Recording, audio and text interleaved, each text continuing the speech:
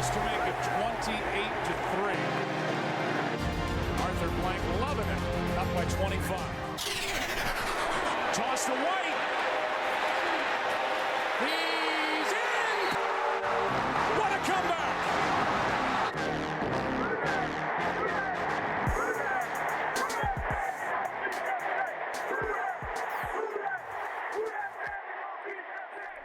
All right, welcome to another episode of the 28-3 podcast. Today is the much-awaited season review episode. So we're actually all here in studio for the first time in 3 or 4 weeks. So it's nice to be back. Yeah. It's You have a good holidays?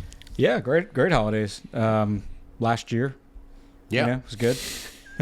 It's been a while, Corey. It's been a while. I know. Yeah. Doing all this remote bullshit and You know what? coming No in more. to film the locks and Yeah, no more remote. I think that's not fun for anybody. It's just it's good to be. well, not for a while. We'll probably have at some point maybe one. My computer's pretty much crashed, That's so true. I'm retiring from remote. We can do it here. I think the last one we just you just cut off and I finished it up. Yeah.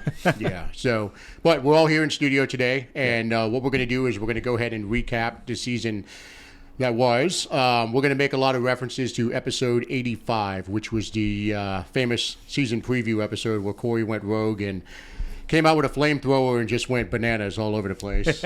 But It took me a while to get fired up. It was about a third of the way through, and all of a sudden y'all lost your a minds. third of the way, I think it was I don't about. know. You started right out the gate with you Rattler. started out of the gates, man. It was pretty quick. Oh, yeah, that's true. It was impressive. It was impressive. I was thinking more about the reference to a certain tight end.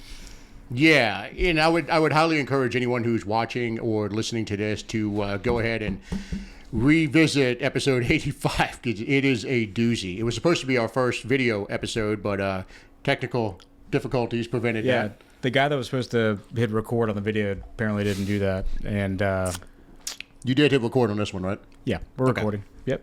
Fortunately, you don't have two All people good. who've been bagging on you the whole time since then about it. Yeah. Right.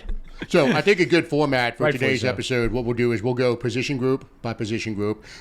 This episode is going to be focused on the offense only. We'll have a follow-up episode, which is going to have the defense and the special teams. So, instead of having everybody sit here for 2.5 hours for one episode, I think that's a bit of an ask. So we'll go ahead and break it up into two. But, Yeah, we know ourselves. Yeah. We're not going to review an entire position. Well, entire I mean, side of we, the ball we in shouldn't rush. 30 minutes. We shouldn't rush this one. This one is, just a season review. It's to recap. We need to go ahead and make sure that we leave no stone unturned. It's a post-mortem on, It is. what Thank could God have it's been. over. Yeah. Well, without further ado, I think we should go ahead and jump into it. So let's start with quarterback. Okay. So I'll go ahead and give a little, review of what the general consensus was from the preview episode. So we had a nice long debate about the agenda and Spencer Rattler and all of that good stuff. We were all in agreement that Rattler ideally would sit for the entire season, and then in the 2025 season have a chance to compete with Haener and or Carr for the starting position. So I think we were all pretty spot on that. Unfortunately, Carr couldn't make it through the season unscathed, so we did have to see Rattler a little ahead of schedule and a little bit of Haener as well. But I don't know. I'm sure you remember what you said.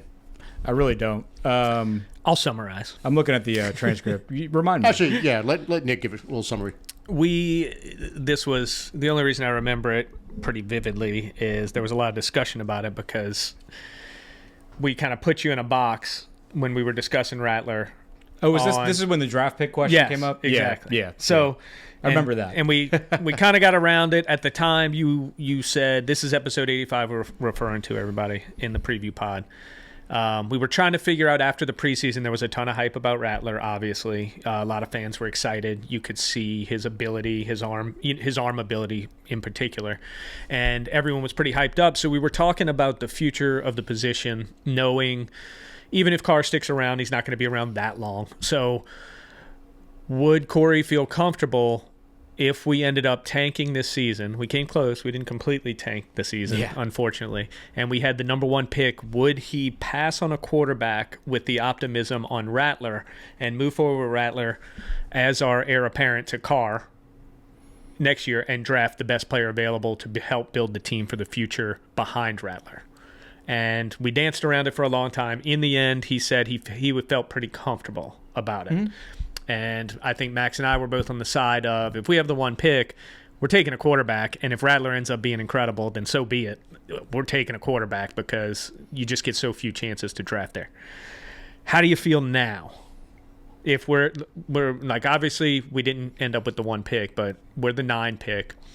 And I guess specifically, let's say there is a chance, I doubt it, but there is a chance all the quarterbacks are on the board at 9, potentially. If, there's a lot of teams, again, who have quarterbacks in that top 8 that they've just drafted quarterbacks like the Patriots and others. Probably the Jets take a quarterback, you would think. But the Titans are going to take QB. Well, Titans are the first pick. They're going to, most likely. Here's the reality: 99% chance. None of the quarterbacks, and I say of the quarterbacks, there's 2 of them in particular we're talking about, Shedeur Sanders, Cam Ward. Reality is they're both probably gone. Hypothetically, let's say one of them is there at 9. And we like them. And our scouts, our front office likes those 2 quarterbacks, and one somehow falls to 9.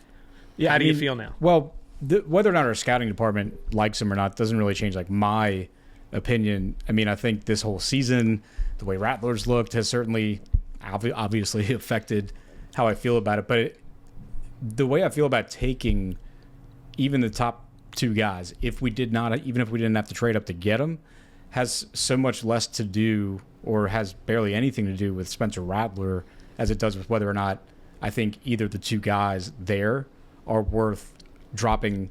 If we had the number 1 pick, certainly questionable as to whether or not they're worth a number 1 pick overall, or even if they're worth a number 9 pick.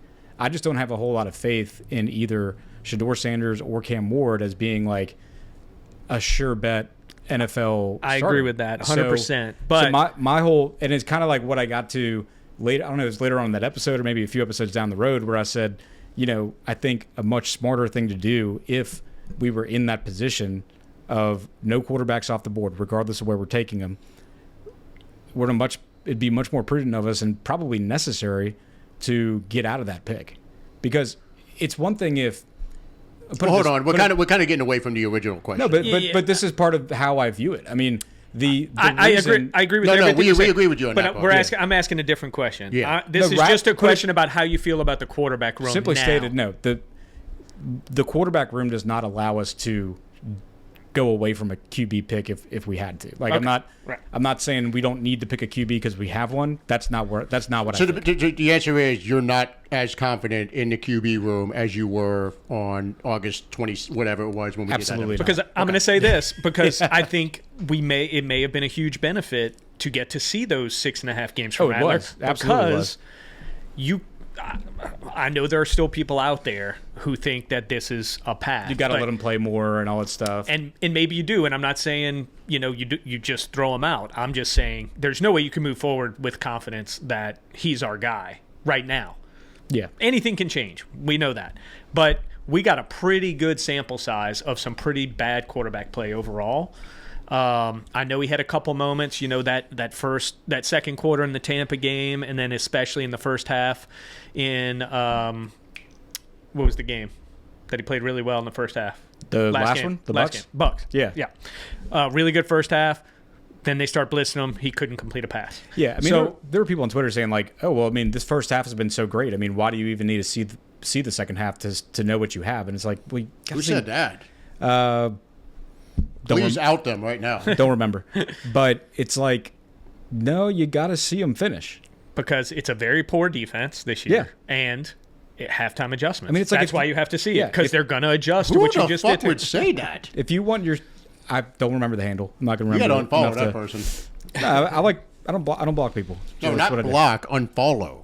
Blocking's Either way. stupid. Whatever. Just Either unfollow. way. Who cares? But the point is, we're not in a position. Why would you want your franchise guy, if he's going to be your starter, to be Mr. First Half? That's not what you're looking for in a starter. And clearly, people want to make excuses for Rattler and everything, but the bottom line was he's had ample opportunity to start a game and then go into the second half and finish the game. I know there was the Commanders game. People were like, well, look at the way he finished the Commanders game. Yeah, he was poised in that final drive to put us in position to potentially to tie or potentially win.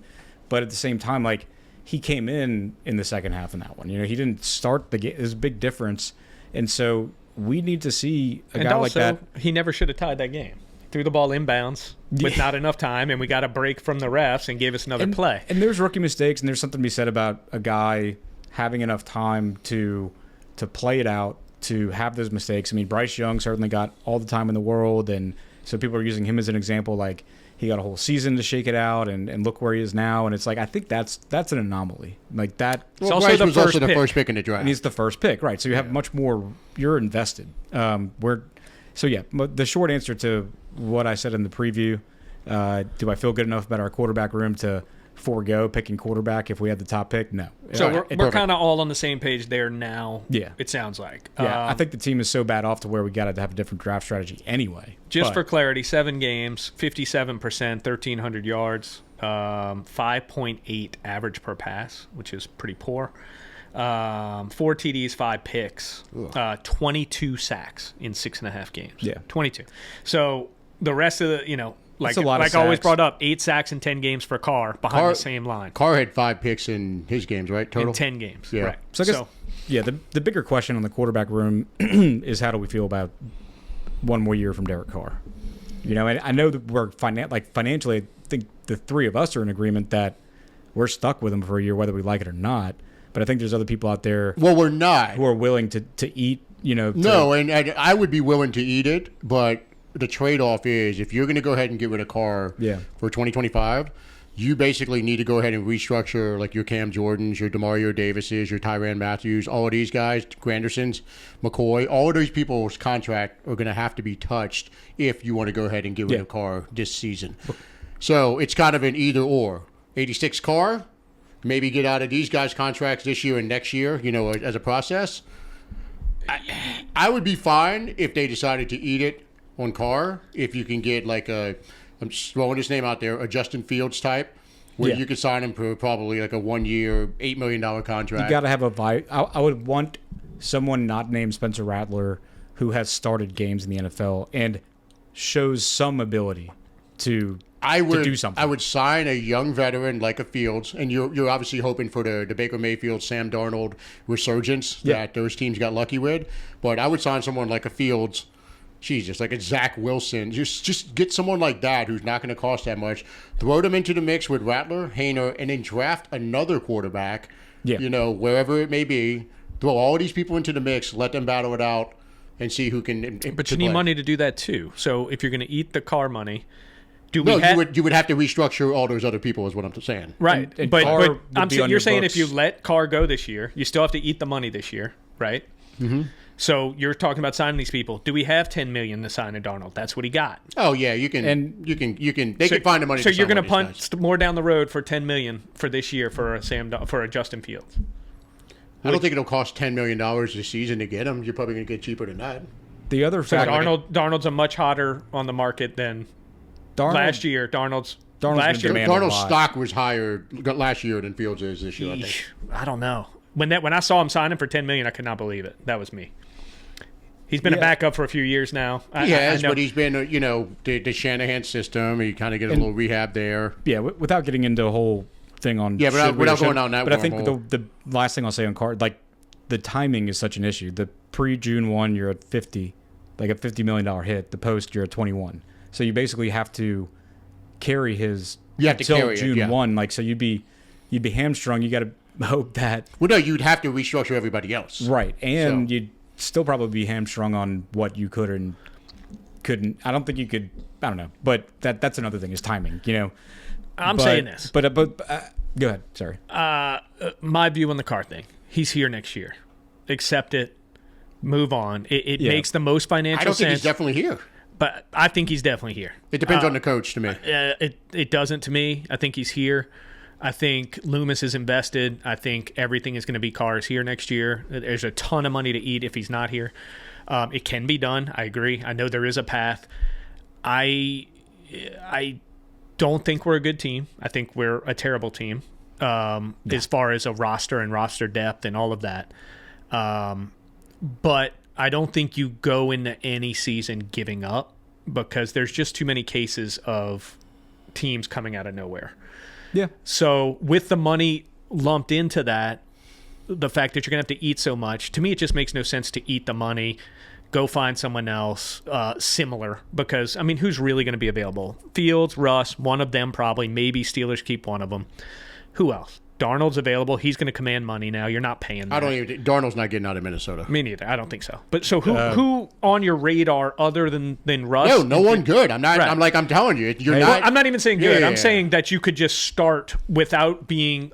There's nobody you could throw in there and say he's the starter. It's going to be somebody where you go, he and Rattler and Hainer are going to battle it out. I could think of someone that's Which gonna be, means someone's going to be available. you've dumped the season right out of the gate. That's the tough thing. You're essentially dumping the season. If you I wanna don't dump the believe season, in that. Jameis will be available. Yeah, Jesus, that was a disaster. He's not coming back. We know that. Yeah. It'll be really curious to see what he gets too. But so I think you just move forward, assuming he's the quarterback. Doesn't stop me from going to get or You can sign a Teddy Bridgewater. He's back. you could.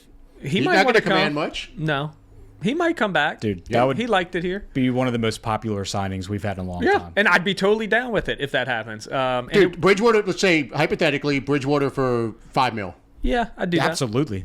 Yeah, I would too. I'd do it either way, to be honest with you. For fun. I would too. But to be clear, I don't think he's good. I don't think he's a starter. But I like him, and he's been here, and we wouldn't be a dumpster fire with him. He can hold it together. He's a Gardner Minshew type He's from better, us. right? A little Depending better. on the OC Right. and who elevates their play on offense, if you're not careful, Bridgewater could win you some And games. time out. Hold on. He is in Detroit right now. Aaron Glenn looked at as a top candidate. Yeah. There you go. So there's some really weird scenarios like that, maybe. But I think just with the money and the what it costs to just cut bait now, salary cap wise, yeah, that's what I would figure.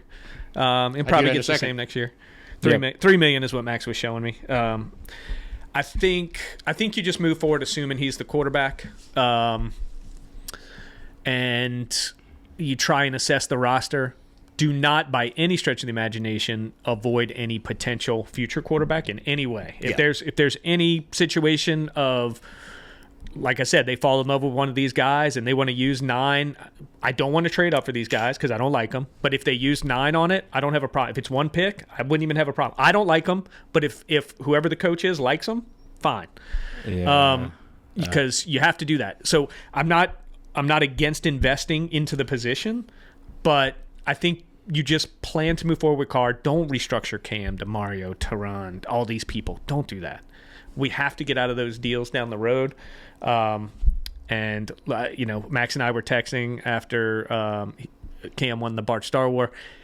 I want more than anything for him to retire here, but we can't just keep kicking mid-30s guys' contracts out really far. Yeah. But I want them to finish here, and I hope they want to finish here and don't want to just go get an extra year. If they do, good for them. If someone's going to throw them some money, I wouldn't be mad at them at all. But my hope is that they both retire as Saints, stick around, but we can't punt out the contract anymore. Yeah, and I think if you ask me as of today, what I think is going to happen is Carr going to be on the team. I think Carr, as of today, Carr is absolutely going to be on the team. And I think that the other guys are also, I think you're going to see DeMario's not going anywhere this year. Cam, I could see something happening there, but I don't think there's any way to let DeMario out the building. Let me ask you this question to put a point on what you said about restructuring, kick the can, all that stuff. If it essentially becomes a linear thing, where it's your choice is to either restructure all those defensive guys, Cam, Tyrann, DeMario, etc., or keep Carr. You either have you can get Well, rid of, that's the reality. you can get rid of Carr. Yeah, I'm saying I keep Carr No, he's saying keep Carr. Yeah. So you okay? because I don't want to restructure 4 instead of 1.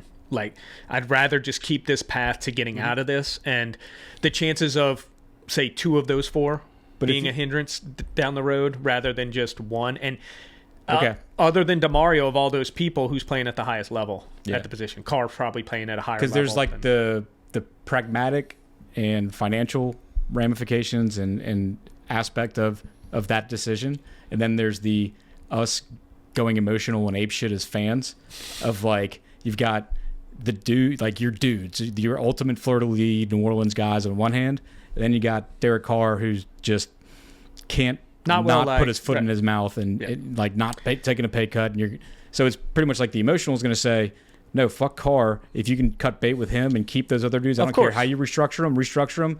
Or there's the pragmatic side. It's like, well, yeah, but I mean, the fan in me wants to say, if they have a way to restructure the other guys and cut bait with Carr, knowing we're not going to have him after next year anyway, and I don't foresee him taking us to some great success next year, considering how bad the rest of the team is, I'm almost leaning toward just getting rid of Carr at this point. Yeah, I'm kind of there too, because it's like with a new coaching staff, you're going to need some locker room leaders to kind of help the transition. And, if you can keep Cam and DeMario, obviously their play is kind of trailing off, but at the same point, the value that they bring to the locker room can outweigh that in a lot of ways, and they can kind of help establish the culture or the new culture. Yeah. I tend to agree with you on that, and that I'd probably would move on from Carr. And it's not even a Rattler thing. It's not like move on from Carr, let 18 suit up. It's not even. I mean, Rattler's he's just there. He's just. Well, I'm not counting on him for anything. Right. You have to bring in. But I think there's some people that are like, oh, you want to get rid of Carr? But you want Rattler? I'm like, no. I want to bring up somebody else. I want to bring up another scenario, and I brought this up a couple episodes ago. And we'll speak hypothetically about Aaron Glenn, because again, right now he's the front runner if you go off the Vegas odds for the Saints head coaching job. So I brought up the possibility of, let's say Aaron Glenn gets the job and, he brings one of the Ben Johnson disciples, whether it's Mark Brunell or wide receivers, whatever it may be, just someone from the current Detroit Lions offensive coaching staff. Who's to say that person doesn't say, hey, we've got Hendon Hooker here. He's on a rookie contract. We really like what he's been doing in practice. Flip Detroit a third or a fourth round pick, kind of like we did for Aaron Brooks back in 99, 2000, whatever year it was. That's the kind of thing I could see happening at quarterback. Not necessarily going out and spending $5 million on somebody, but flipping, a draft pick for a younger guy who's on a rookie deal who it doesn't impact the cap for shit, and then you're not really adding any actual cost to the room. So yeah, I could see that happening. My thing is the idea of continuing to pay. I mean, what kind of production are we getting out of 38-year-old Cam, 38-year-old DeMario, 36-year-old Matthew? So at least Matthew's only like 33, bro. He's young. I thought he was 34 this year. No, 33. Well, the flip is 3 years from now he's 36 at safety. So that there just aren't any of those in the league. So for me, he's 32. Okay, so when's he turn 33? May. Okay, so 33 all the next year, 34, 35. You're probably talking into his 35 year if you're going to extend him. Well, here's the deal. Bear in mind, all these contracts come off of the books after the after the 2025 season. These people were pretty much off. If we don't touch Right. him. If we don't touch him. DeMario, that's where I'm That's at. where Nick's Matthew, at. So That's where I'm at, just and because the of thing that. is, my biggest question with Carr comes down to the why. A competitive reason as to why. When we first brought him in, I don't want to say we're under the illusion. I mean, we thought objectively and had evidence to show that our roster really wasn't that untalented. We thought we had dudes that we thought it was a guy, an average QB coming into a situation with above average talent who could get us at least to a division winning scenario. We didn't think we're running away with the 1 seed 2011 style. Right. Let's give that context real quick though this year. But I don't think that is a reality anymore with Carr. I don't think there's. Well, the team around him. That's what I mean. I think the team around him. Maybe not. Like the difference makers were all hurt. Okay, so if we're just going to assume they're just going to continue to get hurt, I agree 100%. Yeah. That's kind of where I'm at. Yeah, and I get that point because they have been hurt. Olave is made of glass. He's got a concussion in every year, At multiple a minimum, and some. You can't depend on the top dudes to stay healthy all But the let's contextualize him real quick. 5-5, 15 touchdowns, 5 interceptions, only took 8 sacks. Yeah. 30th defense in the league, banged up offensive line in that 5-5, except for 2 games. Yeah. And great, agreed. Once the injuries happened, he was only 3-5. Totally understand. But that's not a dumpster fire. The dumpster fire was with Rattler and Hayner. Correct. That's when we became a dumpster fire. My thing is, and the injuries. Even if, but he had the injuries. He dealt with them. The thing is, if we keep Carr, even assuming like the best case scenario, we keep Carr and all the guys that got injured last year just don't, or at least they only miss a game or two. What's that ceiling? And ceiling then, is what Tampa did this year, right? And so if getting to the playoffs just to get there is your ceiling, and you also want that to be the last year of Carr, it's kind of like, is that worth sticking with him for another year, or just letting your new coach look to the future. If you can, Well, Loomis said in the press conference eat cutting today that the new coach is going to have the say on what happens at quarterback, As he should. as he should, So- and the coaching staff and everything else. So the reality is, we're just kind of shouting into the air until we know who the new coach is, and then we can get a better. Let's be honest, we're kind of always shouting into the air. Speak for yourself. And I would say if you're a coach, you're going to want the best option at quarterback you have every year. That coach isn't coming in here to tank the first year. No, Just he's not. But the coach that comes here is going to know that he has more job security than he does in New York. Because He also, does. He does in if I'm- Carolina. if He I'm still the doesn't coach- want to go 2-15. I promise. If I No, if I'm but look if at I'm the look coach- at the Dan Campbell blueprint. What did they go his first year? they won like one in game. They didn't 2015? chuck away their best option at quarterback though either. They took a younger guy. They started the rebuild. They were in a different place. We'd go off. But I will say, if I'm the coach coming in, I'm looking at Mickey and saying, "Hey, this whole cap situation, dude. That's Like you did this, we need to fix this. and you're giving me a leash. Like you're not going to consider." You're any going to have to adverse show action me a head against- coach that makes that case. Well, You're- well, these no- guys are competitive as shit, dude. No, I hear but I'm you. saying, I would if you're hope the you're coach- in the interview saying, "Hey, what's the plan for the cap? Are you going to Yeah. continue to Absolutely. No, but Yeah. I'm saying like you're the coach coming in. You're going to say, "Look, I'm coming in. I'm going to work my dick off to have a winning product on the field." Right. But let's be honest here as well, Mr. GM. You're giving me, in terms of the weaponry I have to go get guys. 'cause You're asking them to make I chicken need salad guys out of to chicken win. shit. You can't start evaluating me in the negative until your account gets in the positive. I believe all of that. But I also believe That's my when- biggest demand. I agree with both of y'all on that 100%. That is exactly the talks that are going on. But I also think when he comes in, unless there's some other solution where maybe Aaron Glenn, like Max said, is in love with Hendon Hooker or whatever, or some random, again, a Russ Wilson will come here for $1 million. Not that he is a huge upgrade from Carr, but if he's willing to come here and you want to reboot and get Carr off the books today, and you have a Russ Wilson Yeah. that can come fill it, there's no coach who's like, let's sign up for 2-15. The coach is going to be, No. I want to try and compete. Yeah, Let's look at our path to this cap situation. We're going to look down the road. We're going to come in. We're going to try and win games. Maybe we don't. But this team, if healthy this year, is Tampa, most likely, in my opinion. They probably win a few more games. No, that's fair. And the division is awful. We know that. Every move that Atlanta has made has been the wrong one to our benefit. Except for maybe Penix. Tampa has done a good job. Tampa mortgaged the future. They've done a good job getting out of it, but they're not good. Okay, they're not. They have an elite wide receiver. They have a couple really young wide receivers that look great. McMillan's looks great. We thought Trey Palmer would step up after Look, last they got young offensive think- linemen, young defensive linemen, young I think secondary. Tampa's good, but I get what you're saying. I It's a get- solid foundation. in But their Tampa. defense sucks. You can say they're young and good on defense. The defense sucked this year. It was beyond awful. Yeah, that's fine. But So- they won the division 2 years in a row. Like, there is a solid Four. foundation. Four. But Yeah. two years in a row while basically resetting the cap. Yeah, with and Baker. I don't want Yeah. not tanking, but resetting. non-Brady division titles. Right, and clinched the division on the last week of the season in the worst division. They're not good, but the division is there to be won. So you can make the leap that you can try and compete in a terrible division while rebuilding the cap and keep making those moves without mortgaging the future. You can do both those things. That's what we've tried to do the last 2 Yeah. years, though. But we got hurt. I also Right. think, as far as the new head coach, and for any of y'all still watching and listening, yes, this is a season recap. We are on the quarterback group right now, so It's the most important group. The last No, thing it I'll is the say most important thing. is, it might not be the last thing, but with the head coach and the QB and all that stuff, you're right, and I agree with you that no coach on this level is going to come in and just accept being shitty.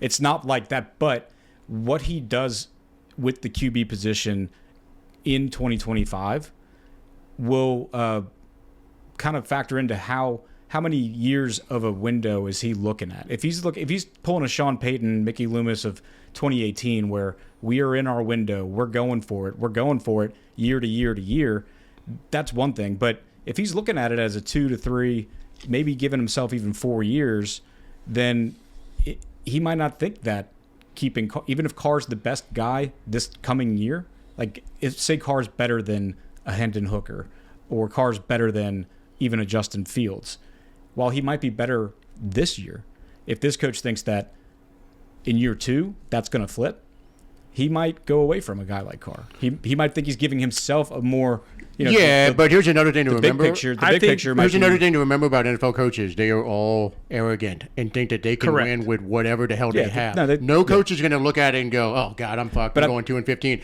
They're going to look at it and go, "I can take this guy and we can win with." He's going to say, "Give me Carr, give me Fields, give me Hendon Hooker. I'm going to win whoever it is." But if he's planning out, like not just year 1, but year 2, year 3, then he might have to consider who gives me a better shot in 2026, 2027 versus who I'm going to play in 2025. That's a consideration. I agree with that. And I think if there's a person that is there that he believes has a future, that changes the narrative. Exactly. The thing is, today we don't really see it. We don't have just don't know because we don't know who the coach is going to be. For me, it's Carr and a massive drop off, and I just don't see an incoming coach like, hey, you're giving me a bad salary cap situation either way, right? I'm getting a bad one here. I'm getting a bad one here. I can extend all the old guys longer rather than evaluate them next year and see where we're at, right? Maybe we can re-sign them at a lower rate if we just wait it out next year and we want to keep them for leadership, like Mike said. Maybe Cam will stay for $4 million. We don't know. That's discussions with Cam, DeMario, and he's not going to go to Cap Terrell and say, "I'm not taking a pay cut." Guarantee you that. Yeah, he ain't going to the Falcons like some of the other people have done. I can tell you that too. Yeah. So, He's not. So we don't know what that looks like. So you're giving me 2 bad scenarios cap wise for next year, right? Right. So if you're picking the Carr route because you would rather have the quarterback as opposed who's to performing at a we all know we've this podcast especially has gone as far as you can go about the Carr situation, the money, where he ranks, and all of that. He is performing at probably next to DeMario, the highest level of the other guys that you're talking about extending. And if you just wait, you can look at those 4 guys and they all might stay for less. Here's one contract you got to eat for 1 year, maybe into next year, but there's going to be a young quarterback either way at some point. Yeah. If there's a have your cake and eat it too, then we should absolutely have it. But the world in which, and I might join this number of outrage, but if there's a world in which Carr's on our team next year and Cam's playing for the Arizona Cardinals, that's going to be ugly. I don't see that happening. They're not cutting Cam. It's too expensive. I think something gets worked out with Cam. But let me say this, though. I would pick to get rid of Carr now. Option if the restructures that were to be done with, let's say, a Cam, a DeMario, a Matthew, can be done in a non-cap crippling way down the road. Yeah. Now, I bring that up because we saw players take less money over the last few years on these restructures. You know what I mean? Like we saw, it was Andrews, not Andrews Pete. Who was it that? Ramchick? Well, Ramchick did the No, it was 2023. He got all his money. Who was it that took basically got took a pay cut essentially? Took a pay cut. It was Pete, I think. It was Andrews Pete. He took a pay cut. He took a pay cut. Yeah. So if it's someone, if we can get these guys to do the restructure while at the same time it being almost a pay cut restructure, I would rather keep those guys and get rid of Carr now. Yeah. That's where I'm at with it, only from the standpoint of, to your point, I don't ever want to see Cam Jordan, DeMario Davis in any other uniform other than black and gold. I think and the leadership and the stuff that they bring to the table, just from a community standpoint and just keep them here no they're matter saints. what. And just for the record, AK didn't take really a pay cut. They added a year at kind of close to his rate. Would they added at 10? Yeah, but it lowered the cap. Now, right, but it wasn't a huge favor. He got his pay in the extra year, right? He could have, he could have. They did Cam some favors on his last deal, big time. I think he can do us a favor on a restructure. Yeah, DeMario has never, to his credit, been selfish about. He's never been. He's always taken. He's always taken below market deals. Yeah. So it's not out of the realm of possibility that these guys say, you know what, I want to be here. I'll take a little bit less. Just in exchange for the job security of this year and next year. Yeah. So Cam would probably take that for sure. We know DeMario would. The problem is Honey Badger, I think too. DeMario just got All-Pro votes again. Okay, albeit he didn't make the All-Pro team. He got All-Pro votes again. How much lower do you want him to go when the production he's putting out there is above the value he's getting paid this whole time? I don't think he needs to go lower. I just think give him another year at it and spread it out. You know what I mean? Just so say, how far? What year? I mean, right now his contract is through the 2025 season. Just give him 2026. Just say, hey, you get one more year in your deal. Yeah. And that's it. It's not. It'll lower his cap hit for 25 and 26. And, sign me up for that all day. But I think we probably should move on to the next position group. So last year we gave letter grades for each position group. Well, okay. Do we want to do that? I'm going to give Carr. I'm grading two separate grades here. I'll give Carr a B, and then I'm giving the other two an F. Yeah, I mean, I already kind of decided it was a C. So a C overall? Factoring the whole thing. Yeah. I'll say a C overall. That's fair. Overall? Yeah. Overall's a D, man. I mean, even bringing Carr's play. and I put Carr to B. I mean, it's a bad F. It's not an F. I mean, the quarterback play for the whole year is 61%, 3,700 yards, 21 and 12, and took 37 sacks. The 0-7 without Carr was so bad. We lost games by an average of 20, or 19. That's embarrassing quarterback play. I can't argue with. I'm not going to argue with the D. I do give Carr himself a B because he held it together. This was not a good situation for the team this year with the injuries, and he wasn't great again. But he was 5-5, and the offense. He has a winning record as a starting quarterback for us. Yeah. His two worst games were against two of the best teams with the Eagles and Chiefs. Right. I mean, and two really good defense. Number one defense and number 6 defense. Carr's a firm B. The other two are a firm F. And overall, I'm going to say a D. Yeah, I'm good with that, I think. I think it's a D for the QB play overall. And, I don't know what would have happened if Carr played those other 7 games. In our division, you never know. But the QB play wasn't good enough as a whole for the year. No, it wasn't. Okay, well, let's move on to running back. So, quick little synopsis of what we said during the preview episode. Nick and I were very low on this position group. I think our exact words were, this is the worst position group on the team. I think Corey was a little higher on it, not much. Yeah. We all, thought Kamara was still a solid player. I know, Nick, you said that he was in a 2-back offense. You're fine with him starting. He's a starter. I think we all came to that. We put him like 18th or 19th. We were kind of pessimistic on it, though. Yeah, we were super pessimistic on his big play ability. Yeah. That the season, as he was incredible. He's the MVP of the team. It's not close, in my opinion. Let's put that out there. And overperformed what I thought he would do. Although I think we all said he was going to have a solid season. Yeah. What we've seen in AK in this version is the explosiveness is gone. His longest rush was what? 24 yards. We've lost big play AK, but he's still so great body control and balance and all that's still there. I agree. We were more down on him. He outperformed our expectations. No doubt about it. It was an amazing year for him. Unfortunately, again, injured at the end of the season. 50 yards short of 1,000. 50 yards short of 1,000. I think led the league in catches. Am I wrong? Led the team. That's what I mean. Yeah. Led the team in catches by 18. That's how depleted the wide receiver core was.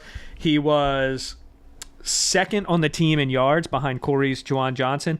He was only 5 yards behind Juwan Johnson receiving. Yeah.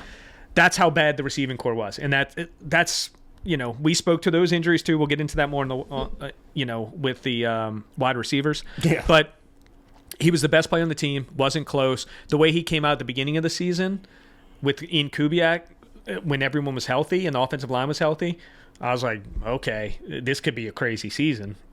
We might see with the usage he was getting.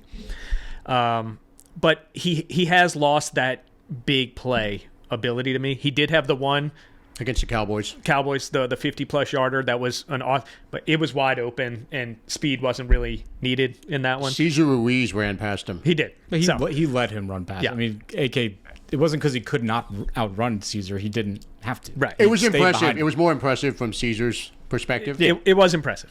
But AK, I think we did the AK thing in the money. This is incorporating the money too. So maybe he ended up a little lower down the list because of the money.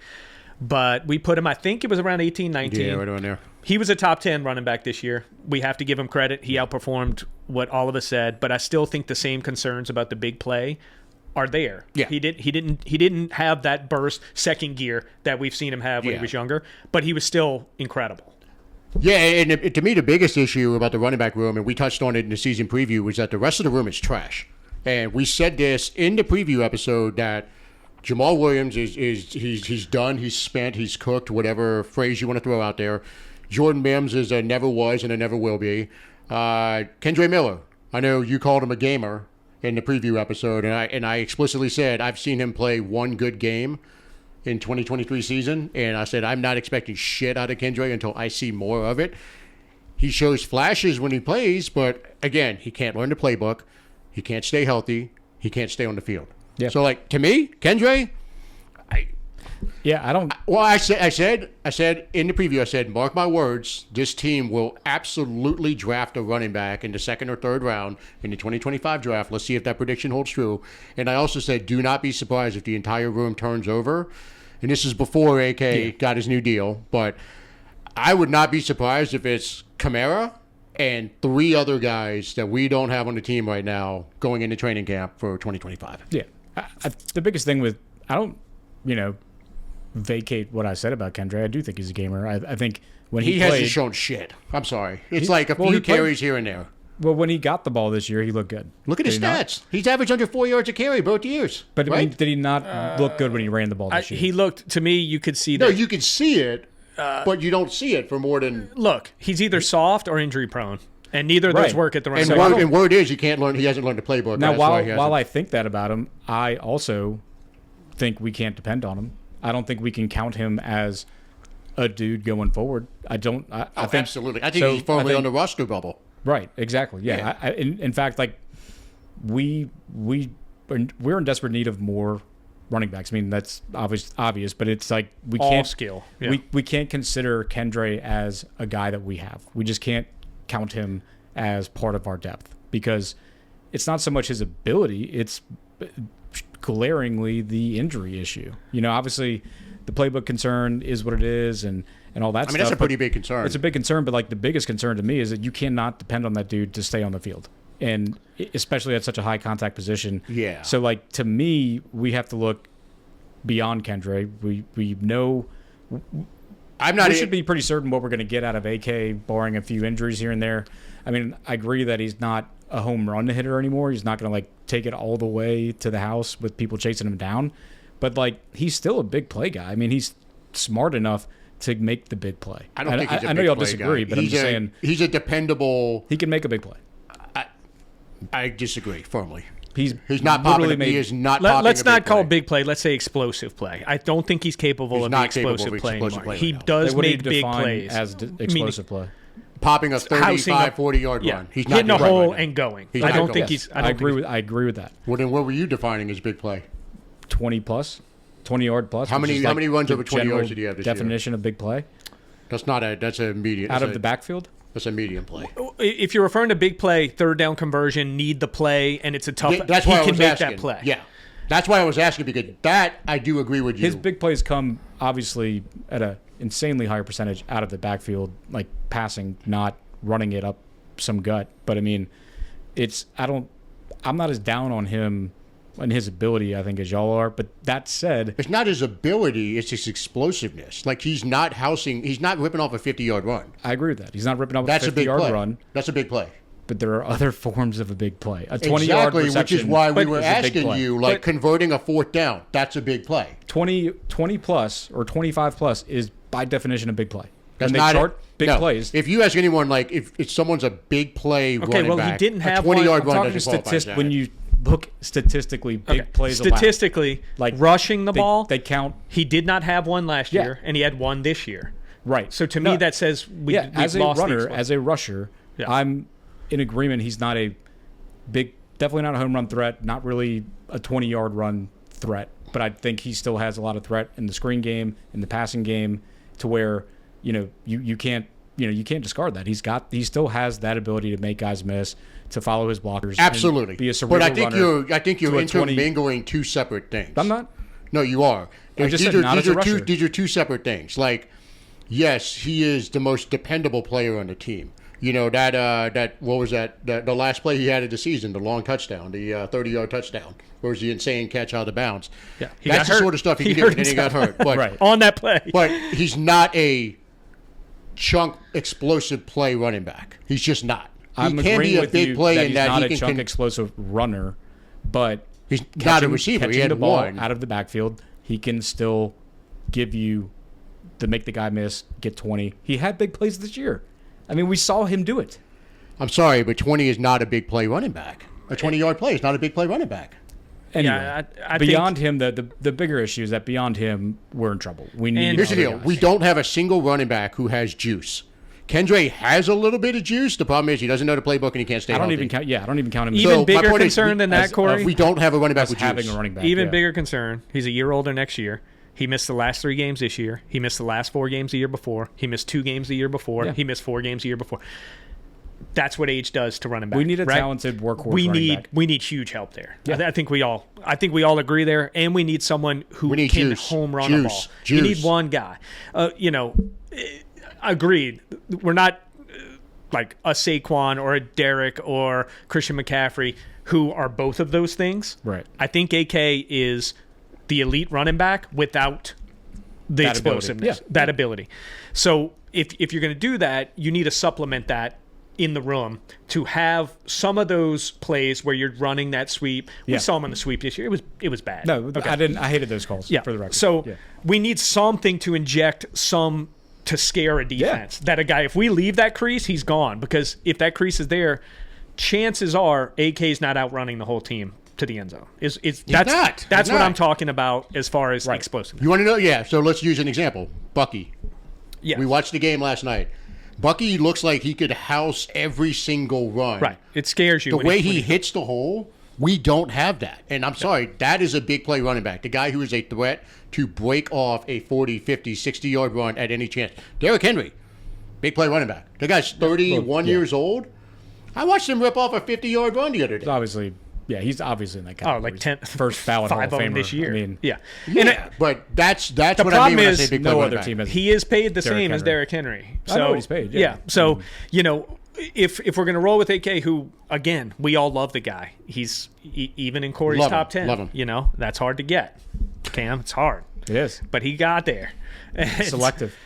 So we all love him, but we have to be honest about what his game is today. And that is an elite receiving running back still. Yeah. Because he can take all that pressure off and be that outlet. Well, hold on. We say that. He had some bad drops this year. He did. But overall, Bad ones. he was elite. I mean, Yeah, he's still an elite Overall, he was our pass-catching best running player. back. He was our best player by far. yeah, it was something like 80% completion percentage to him. Yeah. He made big third down catches. He had to take more of that on with everyone getting hurt. I think in Absolutely. that aspect of the game, he's still at the top of the league. And I think he was in the top couple in the league in running back receptions in spite of missing the games. Yeah. So in that context, he is elite. He's a good pass blocker. He's smart as any running back in the league. There's no doubt about it. I just think if we're going to He's not lean big on play. him, he's not big play, and you're going to have someone who can big play from the running back position next Yes. year. I agree with that. Regardless of what adjective we give AK, and I think one thing to sum up the running backs, that you saw Kubiak lean on Taysom a lot before he got injured, and I think that I get it from a game plan, but Taysom could He almost can house it. Taysom can, Taysom can house it. That's a big play. but it just he wore that horse out until he had nothing. And it's and that horse is 34, 35 years old. And I beat that to death in the previous pod. Y'all know I said, look, we can give it to Taysom more, but when you and, do, and you were right he's going to even get in hurt. the preview when you said I would like to see maybe 7 to 8 touches Taysom out of the backfield. Yeah. But cap it. And Kubiak and his presser, it's like, do you think about taking some off of Taysom because you just kind of just He's like, nah. ramming him into the line until he stops, and it's like, and Kubiak's like, yeah, no. Yeah, no, All right, he's let's go letter grades. What you got? For me, the letter grade for what happened this year, I don't know. Where did we finish rushing the ball this year? In terms of what place Yeah. in the league? I'll check in. It was a vast improvement over 2020. Correct. For me, it's a B+, and that's me putting Taysom in as that second component to the running back room. We had over 1,900 yards rushing. We were a good rushing team despite all the offensive line injuries. Yeah. So you have to give, and I'm only giving AK and Taysom credit for that, because the other guys, I'm in full agreement, were awful, mostly. Kendre, again, you see the juice when he hits that hole, but all you need to know about Kendre is Rizzy said he was going to unleash him, and everybody was mad because DA put him on IR. Well, we unleashed him, and he did nothing. Okay? He didn't even give him 10 You can't carries count in a on him game. to pass block. Right, exactly. Yes. So maybe DA was a little right about some He of the was. things he didn't like about Kendra. And the funny thing is, like, for a coach to call out a player directly like he did in the preseason. Yeah. And look, none of us are. I'm not making any excuses for Da, but like we even us went at him like, why would you do that? Put him on IR if he's okay. And then Rizzy comes behind it and says, I'm gonna unleash him. And then Rizzy's like, I can't unleash him. He can't do the job.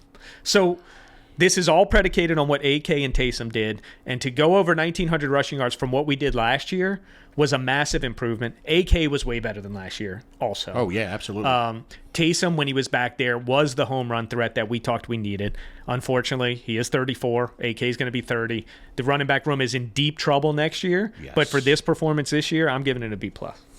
I'll agree with that. I'll go with a B+ as well. And like you said, it's completely predicated only on Kamara and Taysom. I'm not giving anybody else in that room. Everyone else in that room gets an F. An F-. Yeah, we were 14th in rushing this year. Yeah. Coming out of last year where I think we were bottom 5 in the league. Yeah. Yeah, so, we actually, team rushing was 4.4 yards a carry. So, that was not the case last year. And we get 0 from quarterback running the ball. So, across the board. So, some of those teams ahead of us all have quarterback yards. We have none. Yeah. I mean, I think at first I was thinking C only because, like we said, there's AK and then there's just a drop-off. Like, everything that was not AK was just horrible. But then you factor in the Taysom aspect. I think the rushing game deserves a B-. But in terms of running back, like actual running backs on the team, I'd give it a C. Okay. And that's because AK did well, B+, but the rest of them just, it's like... To me, AK's an A. It's like the QB. And I would say Taysom was an A except for the Taysom's an injury A as well. If Those Taysom, two are A. If Taysom is a running back, then I bump it up to a B-. But considering the guys listed on the roster, He didn't play any tight end this year, so we can just take him out of it. But if we're taking the guys who are actually listed as running backs, then it's a C for me. I agree with that. I'm putting Taysom at running back because that was the primary position. That's what or he played. fullback. Yeah. He played fullback, running back. That's where I'll put him. That's fair. Taysom and Kamara, to me, both get A's. Everybody else gets F overall. I'm going to put mine as a B. A B. A flat B, yeah. Corey staying with C, or are you putting Taysom in there and bumping it up to B-? Give me B- for that. All right, so let's go ahead and move on. This is the one we all want to talk about, I think. Wide receiver? Yeah. All right, so I guess quick summary of that from the preview episode. We talked about we hate the room. Yeah. We did like the potential of the number 1 and the number 2 going into the season, which was Olave and Shaheed. The rest of the roster at wide receiver we said was bad, and we were kind of proven right on that. We also said that if something were to happen to Olave and or Shaheed, we would be fucked. We got to watch that play out in real time, and as we said, if they get injured, we are fucked. It was just awful to watch. It was a 2-man game even when we were producing in the first 2 weeks. Yeah. It was literally Olave and Shaheed. Nobody else got any looks at all. The rest of the guys that were on the team in training camp and are still on the team at the end of the season were terrible. So that takes out Valdez-Scantling. There's only one. Cedric Wilson was the only one still in the team that was in training camp, right? No. Mason Tipton, who was god-awful. He couldn't even – he was terrible. He was beyond terrible. That dude didn't play in the preseason and still made the team, so everyone's like, man, he must have really shown some stuff. He did nothing. No competition is how he made the team. So Cedric Wilson, he threw a touchdown. He had a couple of solid plays. But Bub Means, the one game, then was on IR the rest of the year. Unfortunately, he got hurt. That could have been the one thing that – True or false, Cedric Wilson had a better year passing than receiving. Oh, true. Yeah. But which is not what you want. So think about it. So Olave, disappointing year because of the injuries, the concussions. It's unfortunately it's something that's sticking with him now. It's a tagline that is attached to him. He is injury prone. Like, this isn't speculation. It's a reality. He's had, what is it? It's either 4 or 5 concussions. 5 if you count college, I think. Yeah, so it's 5 concussions when you go back to Ohio State.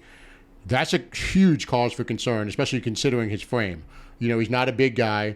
So he's taken a beating in his 3 years in the NFL. Yeah, and I think you need to be honest with yourself. Even when he was in there, you're saying it was a 1-2. I mean, we weren't getting much out of the 1. He averaged 50 yards, and he had 1 touchdown in 8 games. So he had a couple pretty good games. It was it was average from him even when he was there. Now, maybe coverage was rolling his way. You know, we talked about Mike Thomas last year, and I thought coverage would kind of roll to Thomas if they had to choose. Maybe he got a little of that. He didn't get a lot of that. Yeah. No, he didn't, because Shaheed was taking the top off the defense. Right. There was space for him, and maybe scheme cost him a few opportunities. We know the guy gets open, but anytime he catches the ball, if he gets hit, he's either getting concussed or dropping the ball or fumbling. It just happened over and over again. I hope he stays healthy. I hope we get to see, a guy who's been in the system for a few years fully healthy next year, and maybe he can take a few of those pops. And you can say, the QB hung him out to dry. If you've watched the playoffs, Josh Allen hung people out to dry this week. Lamar hung people out to dry. It happens in football. Yeah. This is not Derek Carr hanging everybody. This happens in football. Yeah. You have to try and make the play. You have to make the defense make the play. Yeah. So he needs to be able to at least not get knocked out for the season when that might happen. It's like put a fucking Guardian cap on. I know you were watching it. You don't think they do much, but Dobbs went out too because Jordan Love threw that ball up and he had a Guardian cap on. So many other things, like the things that actually matter the least or that are most visible get shouted out the most.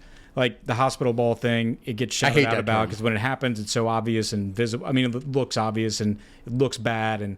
But what I want to see more, if you're talking about a QB relationship with Olave, is that Carr doesn't do all the time. And you see good QBs like Breeze and Allen and Mahomes do this. They put the ball in a place where their guy can continue to run with it. Carr did that sometimes. I mean, he did. He was better this year than he was last year, I think, about doing that, being on the same page with Olave. But a guy like Olave needs to have the ball to where he doesn't have to stop and catch it and then keep running. He does so much better when you can put it on him, when he's taking. I'm much more concerned about that type of pass than I am about a hospital ball type of pass. Yeah. That said, that says something too about the type of receiver Olave is. Is like that's where we're used to Michael Thomas, where it's like, or we saw what Michael Thomas can be, where he didn't matter if the ball was perfectly in stride to him. If he slowed up a bit, he just shove a guy off of him and keep running. Olave will never be that kind of receiver. So you will always have that limitation with him. And then, like Max said, this year it's just, I don't think he's as bad on the injury spectrum as like a Kendra. I think you can still consider him to be a receiver asset on your team, but how many games can we really depend on him for at this point? Look, we're going into year 4 at this point. Right. He kind of is what he is, right? And he's an injury prone. Yeah, I mean, he's been knocked out of 4 games now, and he's missed 12 in 3 years total. Yeah, and it's tough knocked out of 4 more. That's 16 games. I think people look first to the size, and they're like, "Well, he's slight. He's a slightly built, fast guy." Well, it's like there's a lot of those guys in the league who aren't missing as much time. I mean, Devontae Smith is built probably more slight. Way more. But, but he's also a different animal. He's a tougher type of guy, I guess. He's also been concussed a couple times. So. But what I would say about Olave is I think he needs to understand his game too. So I agree 100% on Mike Thomas and that Olave can't do the way Mike played. But maybe he needs to understand, like Isaac Bruce did and Marvin Harrison did. Fall down. Fall down. Yeah. Stop. You are not the guy who's going to break a tackle. You need to protect yourself. We say Tua just doesn't know how to protect himself. But to be fair, we also did criticize him last year, like not this past, but the year before that, because he would, we saw him run out of bounds. I think there's a balance. Don't run out of bounds if you don't have to. But if you're, I think at this point he needs to go out of bounds. But if it's a certainty that you're about to get lit the fuck up, get the fuck down. I think I was nagging on Kamara what he's saying about is that. The post route is like they would catch it and immediately go to the ground. Yeah, that's what I mean. Like you don't have to not so much go out of bounds, but just give yourself up and just I mean, it's a problem if he's hitting the deck before anyone's around him, obviously. But it's like when you know what's about to happen, hit the deck. Sorry, dude. Or if a ball's slightly behind you, take no chances. Go down immediately. No one around you. Who cares? If it's behind you and you're. Especially if you're catching for a first down. Right. Now, agree. If it's third down, I am going to bag on you. If you're a football player, you have to get the first down. And I think I even messaged Max about one of those Baker runs yesterday. As you know, I don't like Baker. But the one thing I'll say, if it's third down, the dude's putting his shoulder down and hoping for the best. He trucked Wagner 4 yards back. He did. Wagner got him back, if you saw later. Even hurt himself and just buried him. But, at some point it is football still, and if Yeah. it's 3rd and 8 and you need a yard, you have to be able to, hopefully you survive it, but you got to try. But otherwise, protect yourself because you realize you're not that type of player. Yeah, and I'm glad you brought up Tua because Olave basically is the Tua of wide receivers. Or Tua is the Olave of quarterbacks, whichever way you So want to you do paying it. him? No. Me neither. I think we can't pay him because of that. I said this a season and a half ago. I'm not paying him. You can't pay him 30 as a million number dollars. one. You can't. And you just can't. He's somewhere in the 20s as a 1. We established that. And we were adding people on in the playoffs. I texted you saying Ladd McConkey firmly just jumped ahead of him. He's far better than Olave. He had a better season this year than Olave's ever had. Yeah. So, but this shows you cannot pay him. You Right. cannot. No. And I hate to say it, but with all the concussions and his performance this year, you're not getting that first-round pick for him. It's just the reality. I Like mean, if you say, you know what, we're not going to sign him, you got to flip him at that do point. you 5th-year option him? I'm not. What's that cost? if he takes I the give him the option, Brandon Cooks treatment and go ahead and trade him. I don't. They traded Cooks in year 4. That's if Yeah, you but can they get- got a first. If you can get any I know. value I don't think out you're of not getting a first for That's him. what I'm saying. Like if you're not going to get any respectable value out of him, why I'd not? take a second To for me, him. If you get a second, I'll take a second. I'll take a second right now. But if not, I mean, I don't see why not just at least option him. I mean, it goes to what you said, Nick. He needs to have a full reevaluation of who he is. Next year is so huge for 'Cause him. Maybe look. It's not to say that. Look, he's still young. It's not to say that he can't. he's not a tiger. He's not changing. He's not going to change his. What is it? The leopard with spots. I forget what the saying is. He's not changing who he is. He is who he is at this point. Stick your hand up a T-bone.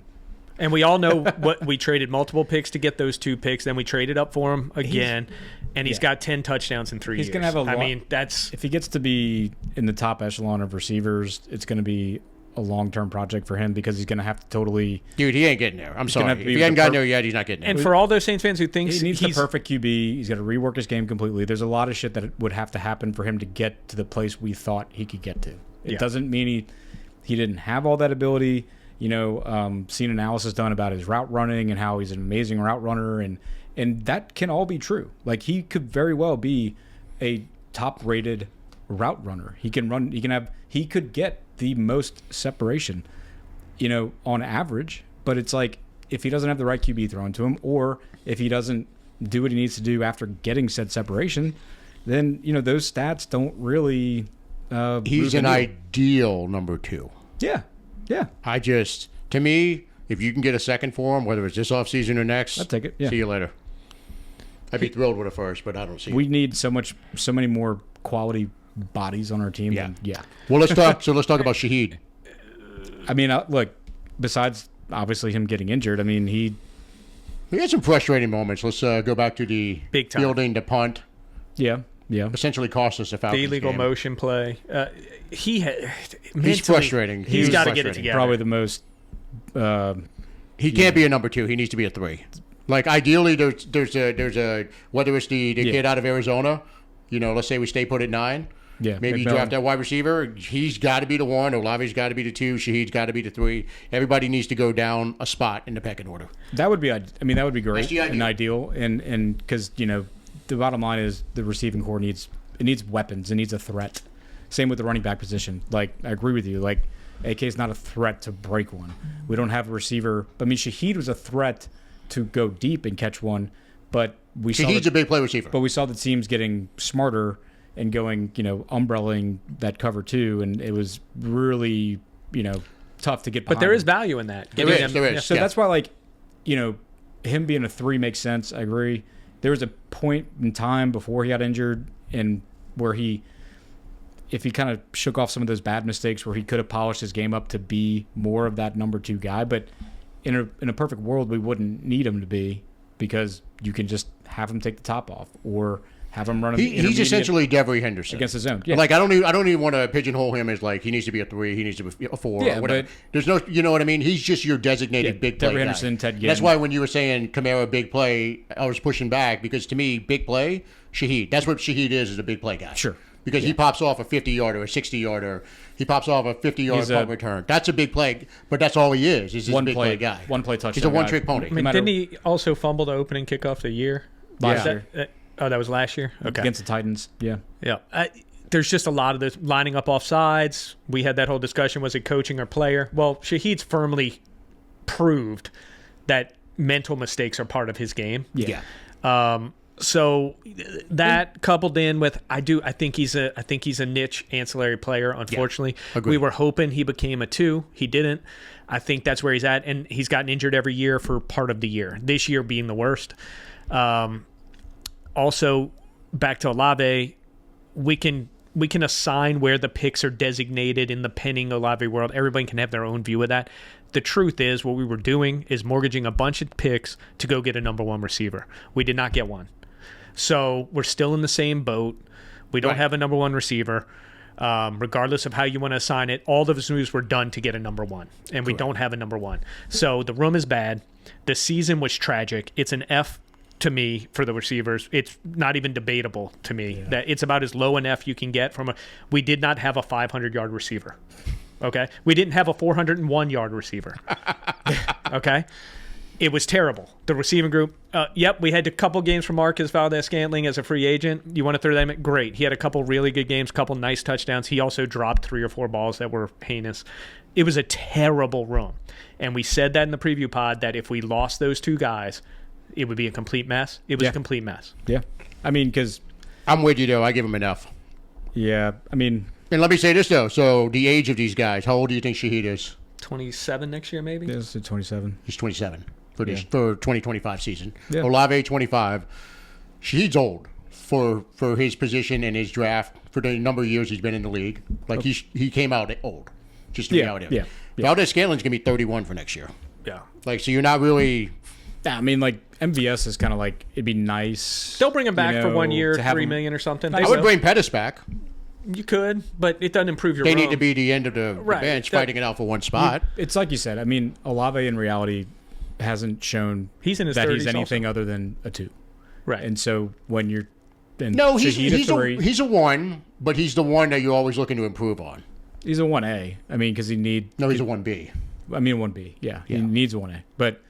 But I think he hasn't shown that he's a 1B truly. I think he's capped out. I agree with that. I agree with actually. that. He's capped out at a 2. So when we lost him and then Shaheed being a 3, our number 4 became a number 1. His performance has been a 2. We had let's be honest. Most of the year, our number 4 wide receiver was elevated to number 1. Now, who that was on any given week, who the hell knows? Yeah, right. But you had a number 4 receiver quality lining up as your top option at the wide receiver position, which is, why you saw our offense look so much to Taysom and AK out the backfield and Foster even. But so I get, I mean, I was looking for a reason to give him a D, but I gotta go up. Yeah, look.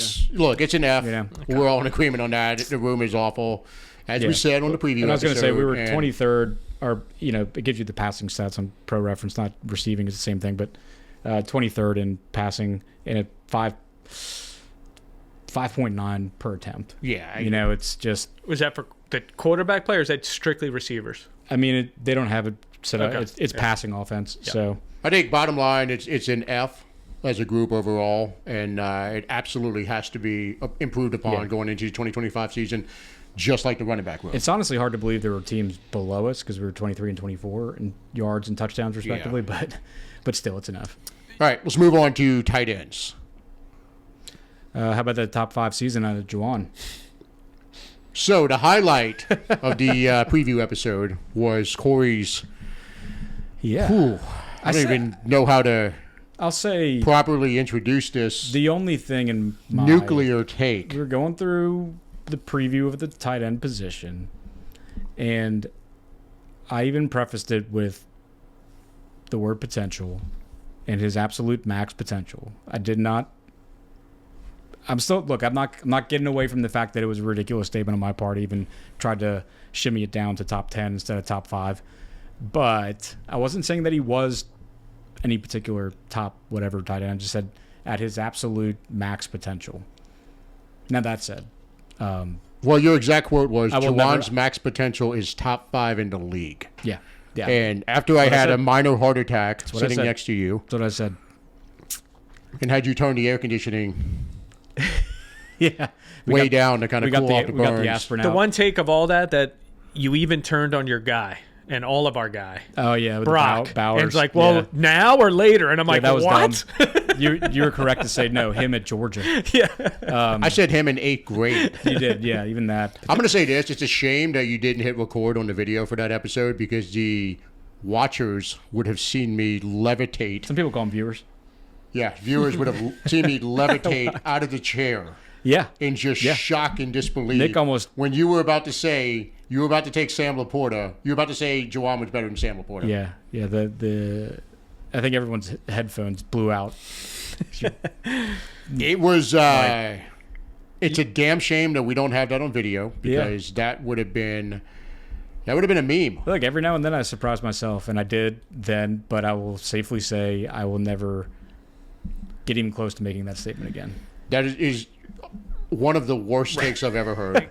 And I think we all acknowledge he is not a difference maker at all, right? And I'll say he was our leading receiver. Yeah. And my statement was not about that he is what his max potential was, but I will say there is nothing that he is. How about that for a profound statement? Let's ask this real quick as like I think Corey's conceded this one. So yeah. Well, hold on. I would encourage anyone to go back to episode 85 and get to about the 56-minute mark. Yeah. And you're just going to hear listen. magic. It's a Do it, fun have listen. fun. Do you re-sign him for the same money he had? No, I don't want him on the 2 years, team. 12 No, million. no. I don't see the point. I think anybody else, completely opposite to what I said before the season, I think anybody else has potential to be better than what he offered us this year. I agree with that. I do think he gets the same money somewhere, though, is what I'm going to Then say. he will. I do not want him on the team under any circumstances. It's a classic. It's a classic. I feel about him the same way you felt about Josh Hill. Sure, and that's strong. I get that. He's better than Josh Hill, Jesus. He is. But look. This is. I don't know. He is. But this How is old a is he? classic scenario of he needs We a different. established he was He needs to 28, change the right? scenery. You know, it's not working here. It hasn't worked here. We tried it. He's only worried And- about TikTok. He's not worried about anything else. Yeah. And he's 28, so he's going to be 29 for the first week of the Like, season. let him- So I think that tells you a lot about our skill positions because he led our team in receiving first downs. He led the team in receiving yardage. He only had 3 touchdowns. Not great. Let him go to Detroit. Just be a backup and spot play. I want him off the team. Like, go to an offense that's already cooking. He's not a guy. He's not a fit in an offense that needs help. He's not the guy that can He come can't in. be counted on to do anything. Yeah, right, exactly. He's a good complement type player. If you already have a bunch of guys that do well, he'll come in and complement. Let me say this, though. On the flip side, Foster, hell of a season. Yeah. I thought Foster was fantastic. The way we went to him towards the end of the year kind of said, well, we should have been going to him more. He had over 400 yards, right? Yeah. 400 yards, led the team in touchdowns receiving. I'm fine if he leaves too. No, he's still under contract. I know, but there's no difference maker coming out of Foster. That was out of necessity. That's fine, though. I want him on the team, though. That's fine. I want him as a 2 or a 3. I want him on the team. As a I don't want him as a 1. That's He's a fine. backup. He's a That's good fine. backup. I like him. I like him in the locker room. I like the interview he gave. He always shoots straight from the hip. I liked the interview until he comes out and has a personal foul that potentially costs us the game out of stupid mental mistake after you rant about how the team Did you want to is- win that game? No, but that's not what he was doing. He wanted to win that game. Yeah. The whole interview was we need to get together and win this game. I think he said it. He was thinking to himself, you know what? It's the last week of the season. No, Let's get he better draft wasn't. position. He made a stand and he went out there and made a stupid mistake. So that makes no sense. He paid for it, though, by getting his leg fucked up at the end of the Which game. sucks, so, right? yeah. And dude, that was bad. I don't know if it's come out. Aircast, yeah. I didn't hear the exact. I didn't injury. even either. So I'll look it up. Is it a break or a tear? Looks like a break. it was aircast. So it was Aircast. probably a Probably a break, or completely unstable. Yeah. But I don't know. I mean, I respected the interview to come out and throw a ball at a guy on the sidelines when you're about to take a 2-score lead towards the end of the game is just stupid. Yeah. So give me that speech all day, but then go back it up, and that was just so dumb to me. But I want him on of the course, team. I don't want him injured. Absolutely not. None of that. It's just it seems like we have a lot of players like that right now that don't think it's them, kind of. Right. You need to back that up when you make that. We have a lot of guys that are like, well, it wasn't me. It's like, well, it was. You did make a mistake. And he plays hard. I think he gives it his all. I even like him as a player. Was super pumped when we signed him. yeah. He was great on the field this year. Take totally away one of that the- one penalty, he was that great. was the one. That's the that one was bad play he really had. out of character for him because he had It was out of he character. literally had No. no penalties like that Last all. year, his bad play crushed us. Crushed us. But Just look, crushed us. He's coming off fucking cancer. Yeah. I mean, Jesus Christ. I hear you, but like, you're still a foot. All of that doesn't matter. Yeah, if but you're I a mean, football. dude, It doesn't he matter. kind of had a rough offseason that year. We didn't even think he was going to play. Remember that? He came and visited. They discovered it. For And it's like, oh, purposes he's probably out for the of year. This year's No, they recap, knew he, that. he played. You know, He was great He this was year. a dog. He was between the great. He was a whistles. dog. I'm with you. He was great. You know. I want him back on the team. And I don't want him Did you starting. find the injury? my Like, Jesuit No, it high hasn't school, been announced. my Jesuit The high school question bias is, has nothing to do with this. of does it course. spill into next year with the injury? He's on the team either way, but like He's on the team. You either got to way. figure he's Pup gonna list, he's gonna pup miss. list. serious- either way, I serious think we amount of- all agree. I want him on Without the team. Jawan, we need a number one tight end too. Add it to the list of incredible needs that we have. So far, we've decided we need an RB2 that has juice. We need a wide receiver one. We need a tight end We one. kinda We need need a- a quarterback Kind of one. need everything. I Yeah. mean, on So- offense, we need everything. So that was. I'll Maybe get not a into center. Well, let me say this: Dallin Holker, complete disappointment. He was hyped up. just- No, I mean, just they didn't go you to knew him. he was going to make the team. No, he they- had his chances. He played the last couple games. I mean, did he have any drops? In He didn't game, make any or- mistakes. It's He just didn't like make any mistakes. He just they didn't do anything. They never dialed it up for him. You know, just like any He popped up on the field, but he just didn't. any passes that went his way, he was like running out towards the flat, which is just like, hey, we're gonna put you on the field mostly to block, and then as like a dink and dunk option. Like they never really Yeah, dialed but you would up. think that him being on the Yeah. scout team with Rattler, for the Regardless. first 8 The- weeks, you would think he would have done a little chemistry. You know, And who the hell knows what was going? I mean, my own, and that kind of gets into like more of a Kubiak critique because, you know, with Sean, we saw him not hold back using Undrafted multiple guys. guys. Oh, yeah. Like Yeah. rolling them in and out. Kubiak seemed to have this inkling to, or just like tendency, overt tendency to use only the top guys at the skill positions. It's like, I'm not going to take them out because they're that good. And maybe it's because maybe he didn't think the guys below them were good enough to roll I think in. this is just fan hype, though. This is an undrafted free agent. yeah, Correct? that's what I was going with. Okay. it. Yeah. And look, maybe he becomes something, but like we get all hyped up because we see the crazy catch and. I'm not saying that Dallin Holker should or should not be anything. I'm just saying Right. that in general, it was. I get your point. I'm we just didn't- saying we couldn't really see what he No, was because it's incomplete. It's Kubiak an was like, incomplete. I got Foster, I got Juwan. They're not hurt. They're playing. I got Hold on. AK. So what's your I got grade for tight end? Shit. Are we counting Taysom as a tight end? No, Taysom's running He back. didn't play tight end, barely He at didn't all. play tight end really at all. I mean, You're basically grading Foster and Juwan combined. it's like a C minus. Yeah, it's a D for me. I mean, the fact that, yeah, it's tough. It's not good. But, you know, I mean, if anything, I'm probably not qualified enough to have done a whole critique on like how well they blocked. And when I say they, I mean Foster, not really Juwan Juwan. can't block, right. So, I mean, I think Foster's really the only one holding up that grade. I think it's an F from a Juwan standpoint. And I think Foster had a good enough year to keep it at a C minus. I'm going to go C. Because Foster was a backup, I give him a C plus for his performance being the second tight end. You got for sure. You're going that low? I think Foster, Yeah. Foster Wow, by himself. dude, I'm giving Foster by He's not a himself, difference at least. maker. He was the recipient of the trick plays and padded his stats a little bit with those. It wasn't like, He took advantage of every opportunity that was given him. but he didn't change anything. Like it was okay. Well, he's a second well, tight there's a end. lot- What do you want him to So change? it was nothing shocking. when to we me. did Like, it have was success whatever. in running the ball, I think Foster was a much bigger piece of that than we give him credit for. I mean, look, Trevor Penning fucking held up, and he was oftentimes the guy over there helping him. Maybe so. You know, like, there was no that's great. not Shit, I'm giving Foster. That's not a coincidence. I would grade Foster a B plus, Yeah, yeah. and then I'm giving The room's Juwan a D an F. for me. The room's a D. You just can because argue Juwan, B or C for Foster. Juwan drags you down so far. It's a D overall. Yeah, Juwan and everybody below Juwan because, and honestly, if someone was like, "Give me your depth chart," I'm like, "Well, Foster's my 1, Juwan's my 2." Yeah, and You if know, Foster's your 1, and- you're fucked. If and, you're grading him as a 1, it's not a B. well, that No, I said a D. no, it's, No. It's a I'm B saying for if- Foster. Oh, but, for his but- performance? Not if he was a 1 tight end. Not if he was the starter. He's not a B.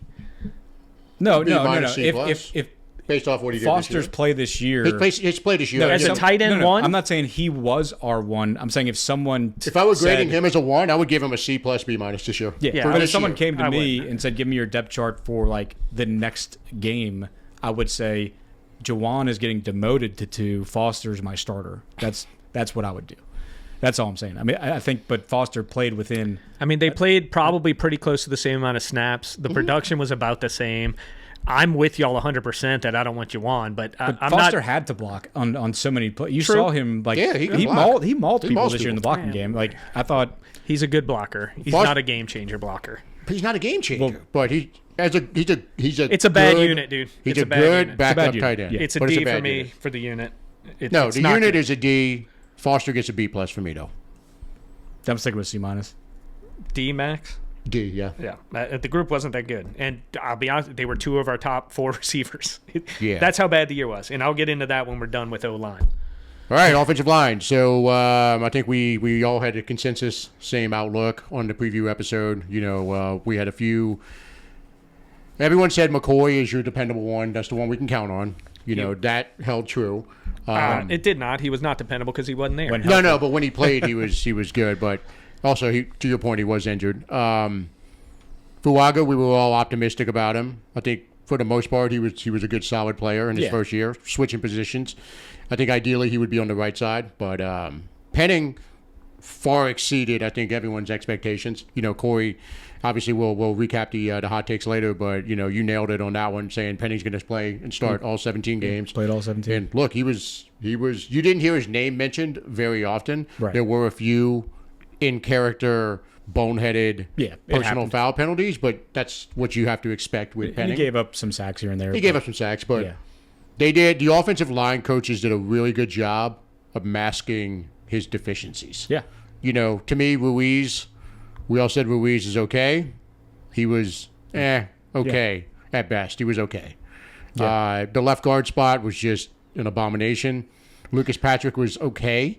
Yeah, when he I thought played. He was better than expected. Patrick too. did well until obviously when he got hurt, it was It's a huge hole. his though. quality went down when he was playing hurt, and then he got hurt to where he had to be taken out, and then there was nobody there that could even hold that, shore that up.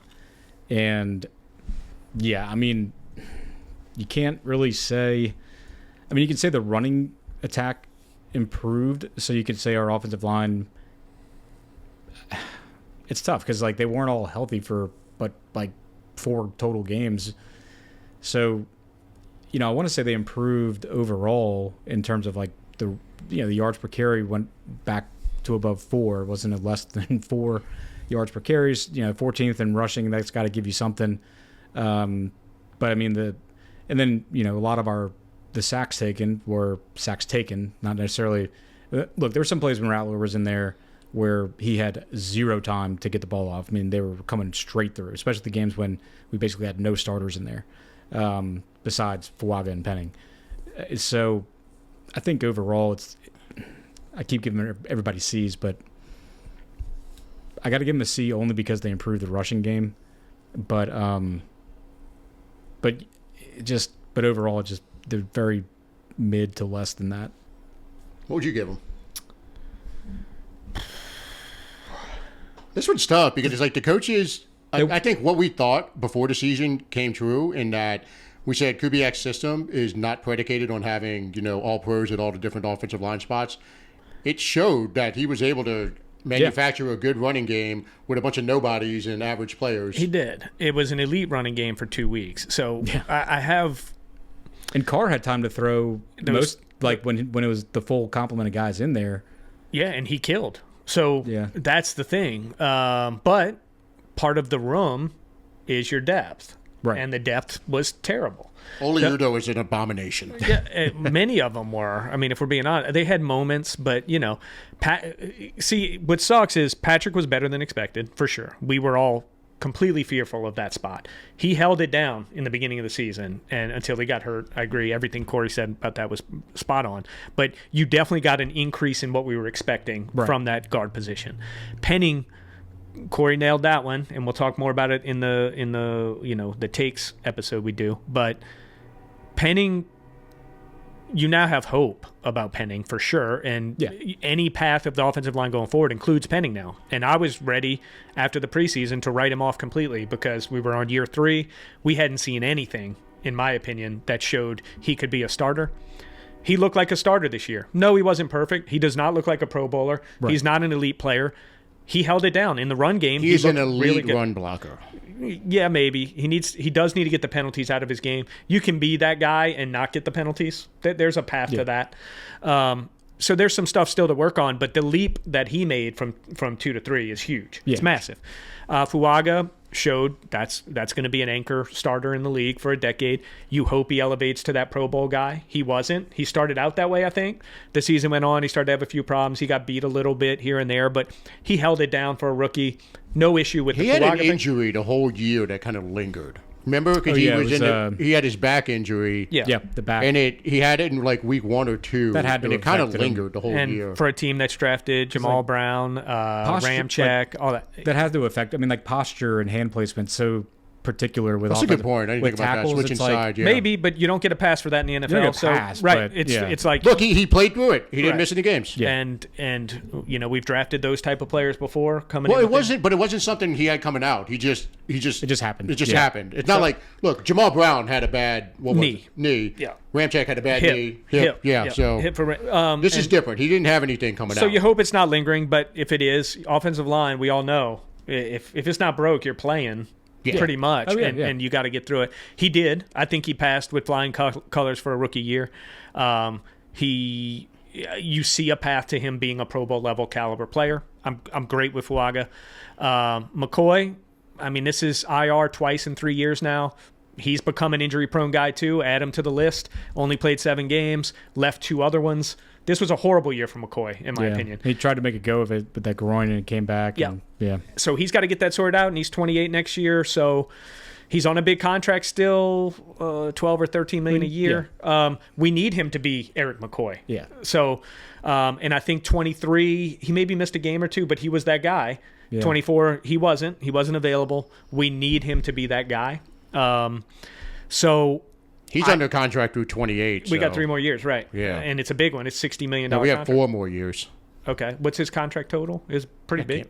We paid him. He's one where if it comes out in like OTAs and, mini camp, like, oh, he didn't show up or I don't care. Like, I don't care. Yeah, he doesn't needs need to to do practice, whatever he has yeah. to do to get healthy. We need him to play Like, a full season. He needs to because be we've invested financially. as fortified as possible. I mean, you hear about guys spending millions on their health, their nutrition and their health care and all that. Yeah. He's one of those guys I want to see. It's his money. He can do what he wants with it, obviously. But I want to. He's signed through hear 27, that so 3 that more years. McCoy's become one of these guys that took the LeBron James route and hired all these people to take care of his body. Like, we need that out of him. Yeah, he's got to be the anchor because as of today, we hope Fuaga becomes a better player than him. But as of today, he is the best player on the line. Yeah. Ruiz is still a starter. You got a Ruiz mid-level performance. You wish he would have elevated again like he did last year. Was it last year? Make the big jump. But so going into next season and basing it off what you saw, you're still predicated on the health of your top 4 guys, right? So we know the room needs help. We know that backups did not do their job for the most part. Yeah. We fell apart when McCoy got hurt in the beginning. We did figure it out. I give him credit. We got better at offensive line. And then Carr gets hurt and Rattler couldn't deal with the quicker pressure. For me, because of that, it's still a C because the depth was so bad, and we talked about it. If you don't have depth and you can't plug those holes, we couldn't plug the McCoy hole. Yeah. We couldn't do it. I can't go above C. And I think I'm going to go C as well. Yeah, when I think of the backups being in there and just how quickly the pressure was in their face, even when you had a couple of starters in there, there was enough of that to keep them from going above C level for me. Yeah, but they could also blitz the shit out of the rookies. The Yeah. rookie and the second-year guy, they just didn't know what the hell was going on. And the offensive line didn't deal with it well, though, too. You Yeah. have to say that. Sending the 5th guy seemed to melt down our offensive line.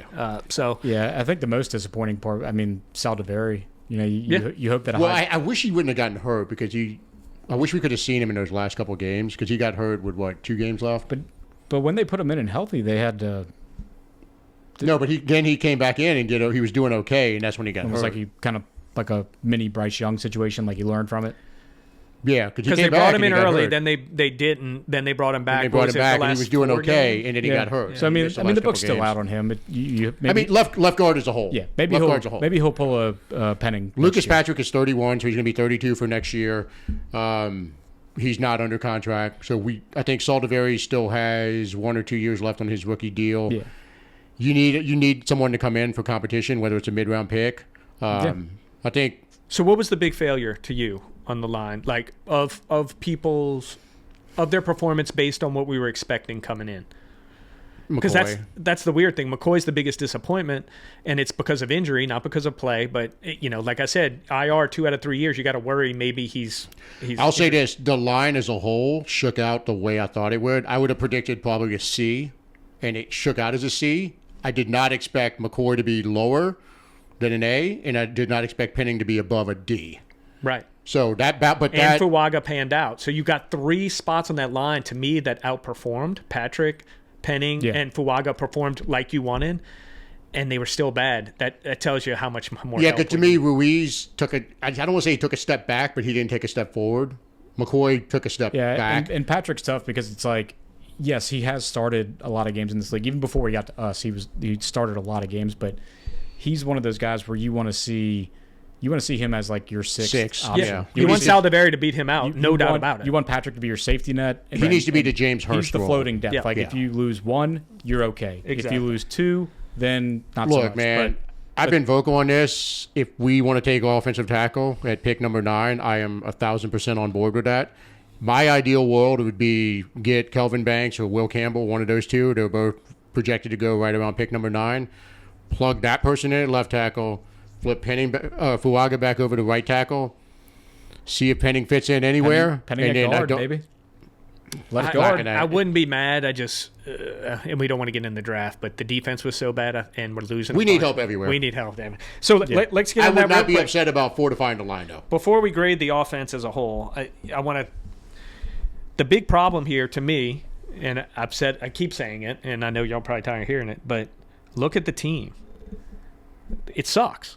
Yeah. Okay. Loomis, we all said we need a QB1, we need an RB1 in a year or two, and we need an RB1 and B right now to help AK. We need a wide receiver 1. We need a tight end 1. We need a starting offensive lineman.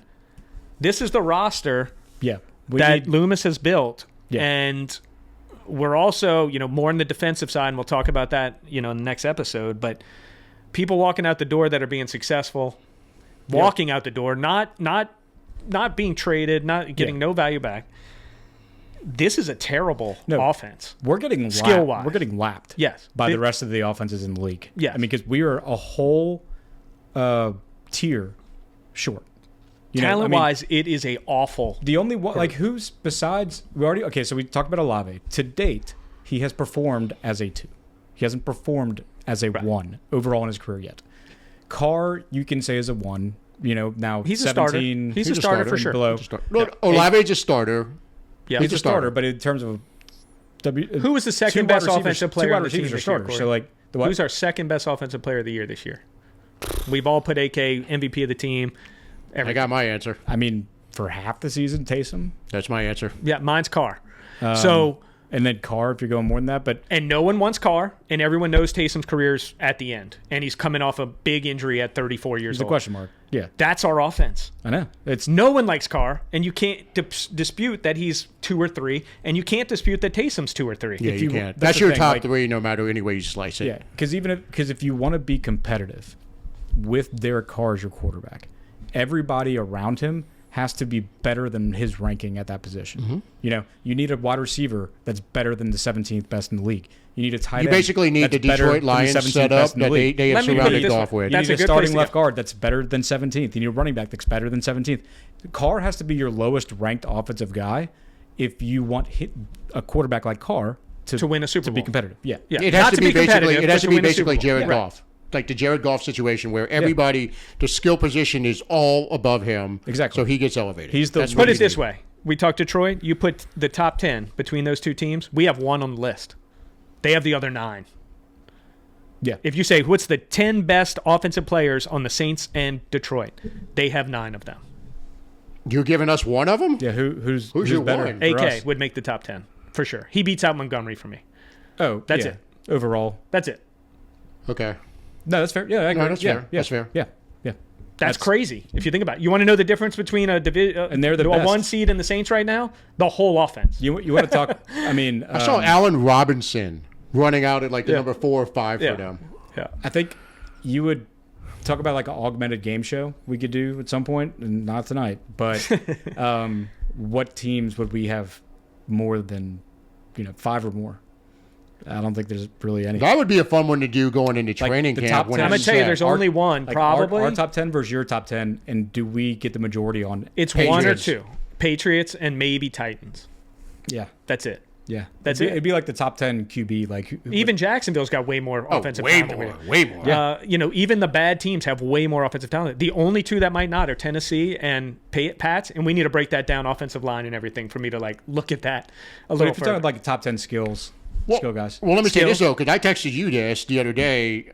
I said there is not a player that if a rival GM called Loomis and said, "Hey, Yeah, I'll give you this for this person."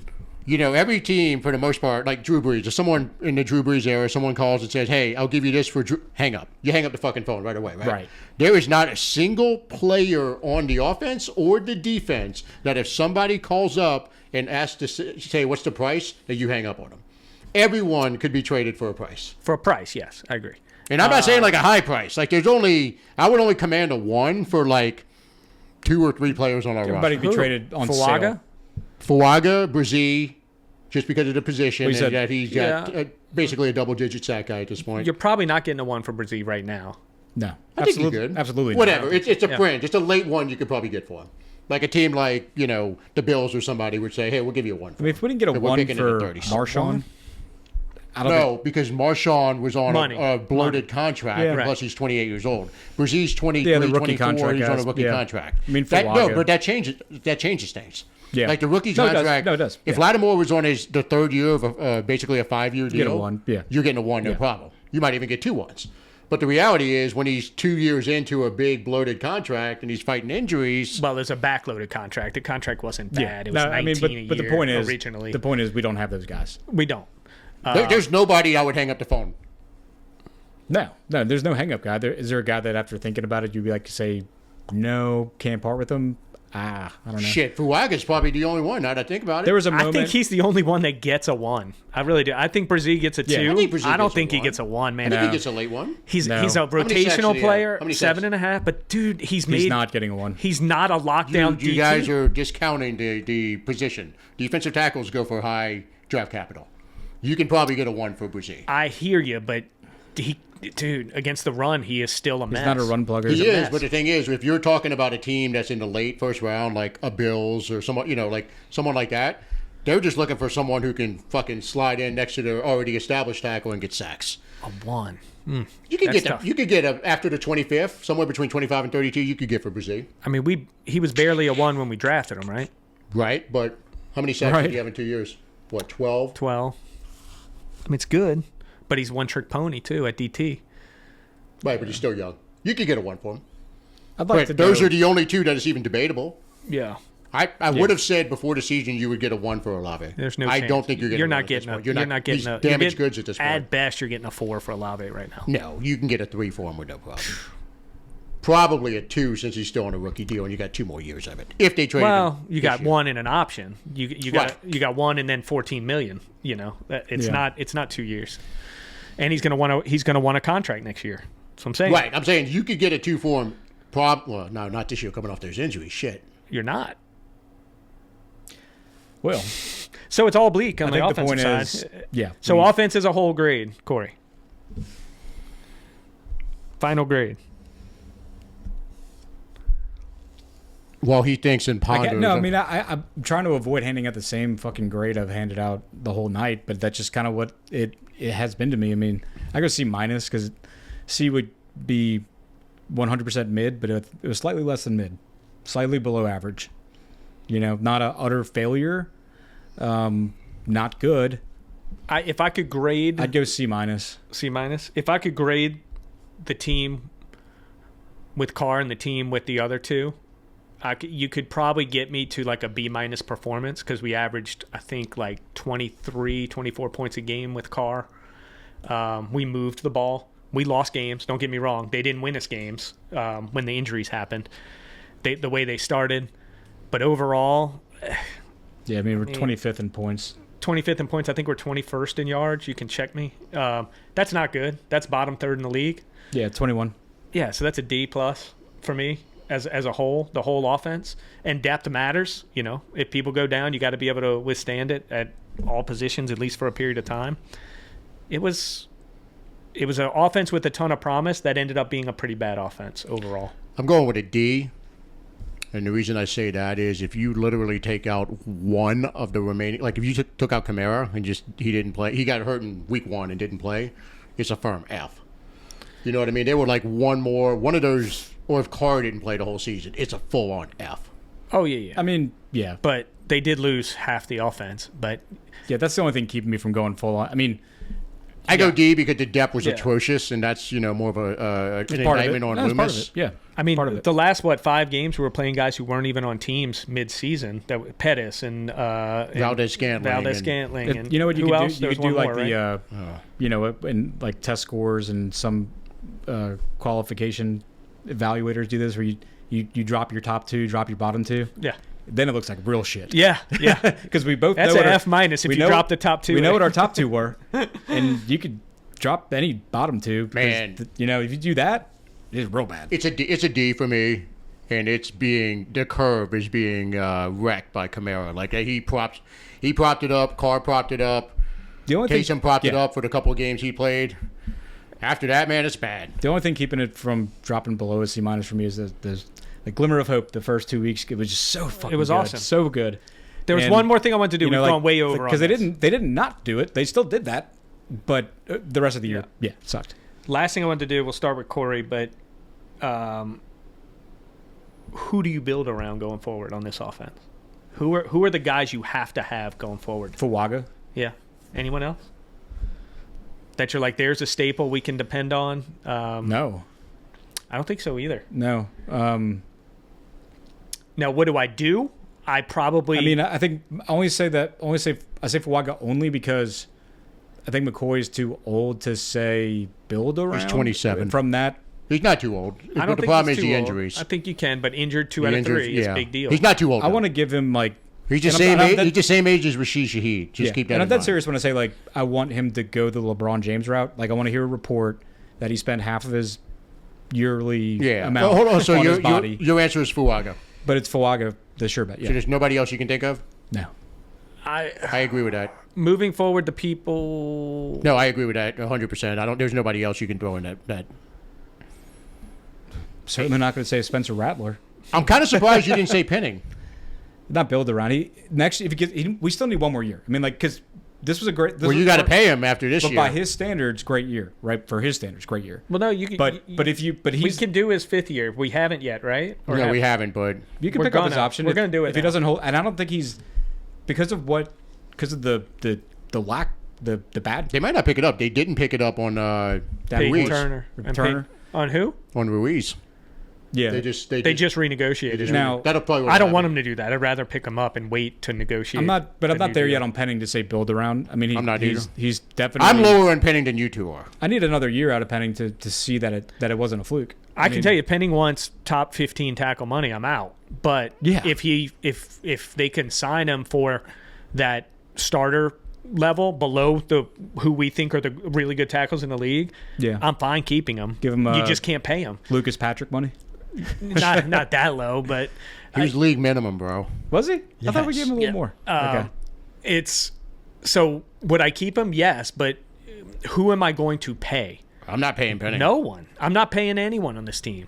And Fuaga, I'm only saying that because we have 4 more years with him with the option. So of all these players who have deals coming up, because we haven't invested a lot of draft capital in offense recently, that other than Olave and his things coming up, I'm not paying Olave. I'm not paying Ruiz again. As it stands, I'm not giving McCoy that $17 million a year for a center.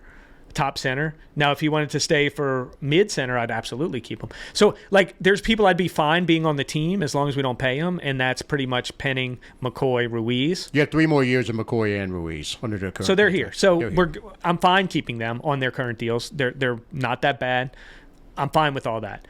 Penning, I'm not paying right now. I want to see next year, and I would 5th-year option him because I think you saw enough to 5th-year option him, hedge your bet, and give us another year to make that decision. I'll answer the question at the end of next year. Yeah. Yeah, for Penning. But you for have sure. to pick it up this year, don't you? No. Not After yet. Okay, this was his third year. No, I This think was his third You year. do, right? you do. I think you do have to pick. Before his you gotta fourth pick year, it up you this have one. to pick it up, or say don't pick. We didn't with Peyton Turner. We Yeah, they passed. probably won't pick it up. So, yeah. So that gives you an idea of where our offense is. There's only one guy you're like, We may have fucked around into building the right way because the last guys standing that you could say potentially build around are on the trenches. You know, they always say build your team around the trenches. Like, we don't have any other choice. so with the contracts in mind, what we're doing, we all say Fuaga, but you are building around McCoy and Ruiz because we have them 3 more years. Because so of- that's yeah. the core of the offense going forward.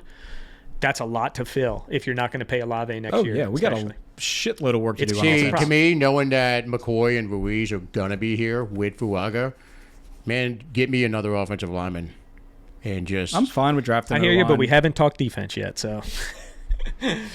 well, let's wrap this one If up. it's truly BPA, I don't care what position it is. I'm fine with it. If it's, I'm if it's fine with the that, too. absolute best player there, that's fine. If someone falls from who we think is like a top 5 talent, you We- take them no matter the we position. need everything. Yeah. Abdul Carter, baby. Yeah. That'd be Anyway, All right. Well, I think we went a little longer than we were expecting. Yeah, we You said still think we- we can go ahead and have the entire review in one episode? well, no, we said we would do just offense so we could make it 1 hour instead of 2, and here we are at an hour and 45. So you're gonna get 4 hours of a goddamn recap. Yeah. Well, we you know might what? not go as long Let's on just go defense. ahead and wrap this one up. We'll wrap this one up. Thank you for listening to this episode of the 28 to 3 podcast. Who dat? For that. Come back.